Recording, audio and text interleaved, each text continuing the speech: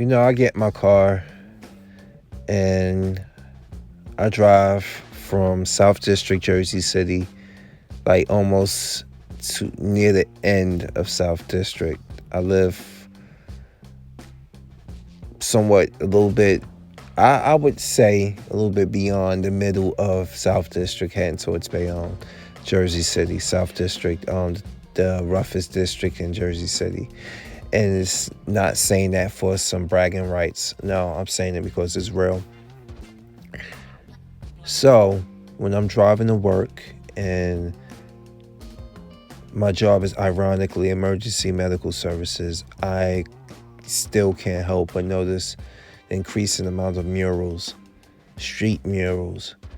There's people who are being killed and you're not hearing about it.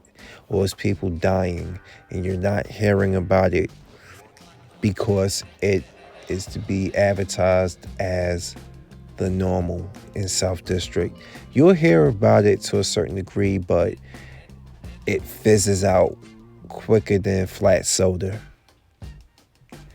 And my problem with that is that the mental toll it has taken on Black Americans and those who live in neighborhoods like what I live in. Crime, death, drug overdosing is becoming normalized mentally, and that is by design because they want it to happen more, because they want your land. They want people who think like myself to be so frustrated it's time to sell and bail. And it happened in its first wave to a degree.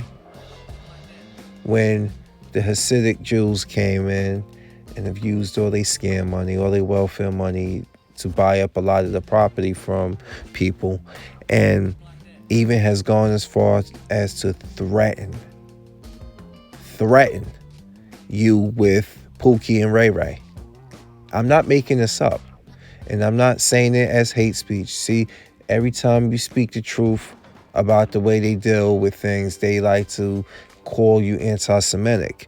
And this is not anti-Semitic because I don't have a bone in my body to say I just hate you for just existing. No, there's people you just know not to trust. And there's people like that in every race. You think I trust Pookie and Ray Ray? You think I trust a lot of shiesty people, slumlords? No, I don't. But back on subject here, it's like this. We've went through that wave so far. And now the second wave coming is basically the rise of the luxury buildings and condos. Slowly creeping its way into South District. And my thing is, I do not have a major problem with that. But as a homeowner, many will have major problems with that due to the increasing amount of property taxes going to bring into the area. And once again, I said that's by design. That is by design. They want you out. And I don't care what nationality you are. They want your tax bracket out. They want Jersey City to look a certain way, but you're not part of the agenda. It's all about dollars and cents. They have spent years pushing and trying to push every unsavory character, every drug addict into the South District. It's like they've been squeezing it like a toothpaste valve with the last bit of toothpaste inside the tube. They've been squeezing it into the South District. South District is the tip of it. They've been doing that. And this is not going to end well if you're not fixing the crime. But then again, I started re-listening to a past broadcast from about 2 weeks ago that Jason Black made. And it matches up with a lot of things that I saw. And I was like, oh, okay, that does make sense. And I started realizing this is part of the plan. Leave the city, the area of the city that you want to revitalize, leave it into ruins. Lead it into ruins. Keep the gun violence going. Have lapsadaisical and lackluster policing only in that area. Say people need to do better. Because I hear a lot of cops say that, especially black cops, say we need to do better as the people, but they will never, ever call out their bosses in the hierarchy for not doing the job that they're supposed to be doing in that area. And you can't tell me different as a first responder. You can't tell me different, officer, that we need to do better. You can't tell me no different when I see how a Karen can step out of her brownstone in downtown Jersey City, and guess what? If she see a homeless person sitting on her or her neighbor's porch, she calls, and next thing you know, we have to come there if it's a homeless person who's a EDP, which is an acronym for emotionally disturbed person. We they we got to take them to the hospital, get them out of there, or make sure the patient can get up and leave and refuse medical attention by action. We have to do that. Whereas here I am back in the South District in the house that I grew up in, I can't, for one, get these people out of my neighborhood who are shambling around like the Walking Dead, peeing on people's trees, leaving their dirty clothing all over the place, nodding out. Because yes, we have people who sell drugs right around my house. Unfortunately, we do. But let me call for a musical disturbance up here. Let me call for one of the people I just mentioned. Let me call for saying that I actually see the drug activity and I can tell you where, when, and this. Let's say, for example, I did that. Let's say I became Neighborhood Watch unofficially, which I won't, because you know what, I live in this area.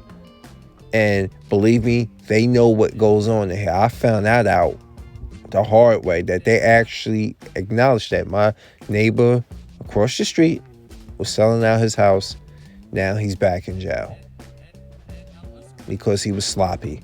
That was going to happen eventually. This is why I was like, you know what? They know what's going on. They just choosing to either move strategically or not at all. You get what I'm saying? And this is the case with this situation right here. So this is what I deal with.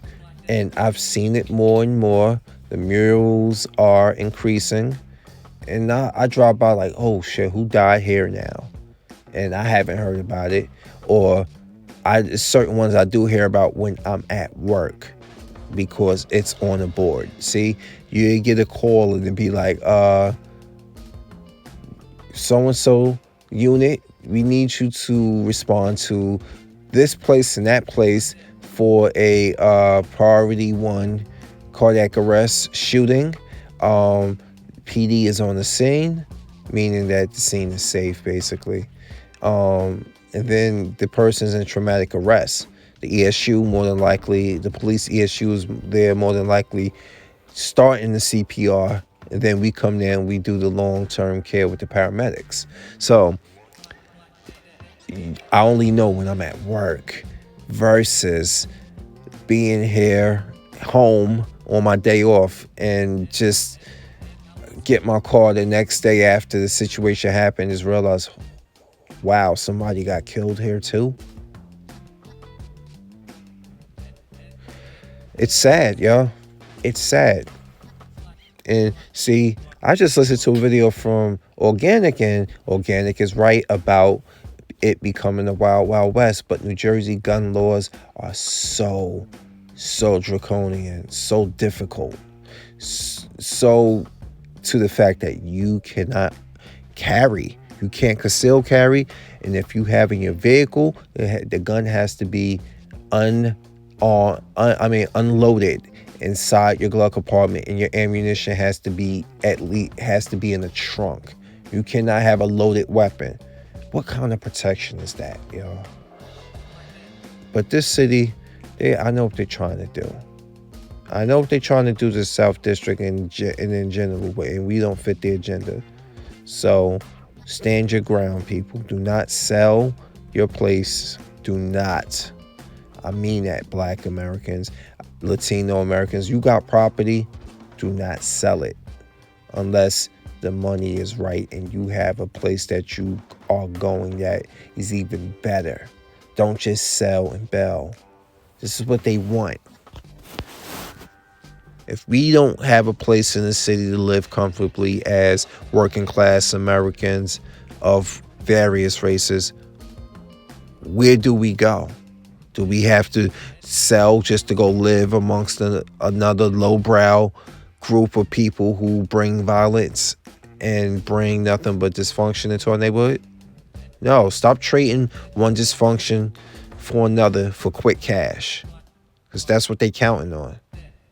Especially so I don't get accused of hate speech. So do the slumlords. They counting on it because a lot of them help push it along by bringing Pookie and Ray Ray into your area to frustrate you. It happened to a couple of my neighbors down the street. So when I say slumlords, you know just who I'm talking about. But I ain't gonna continue to go there. I'm gonna keep this one to this level in this video right here, y'all. Because I'm a Fury, I'm here, and now I'm out. Peace.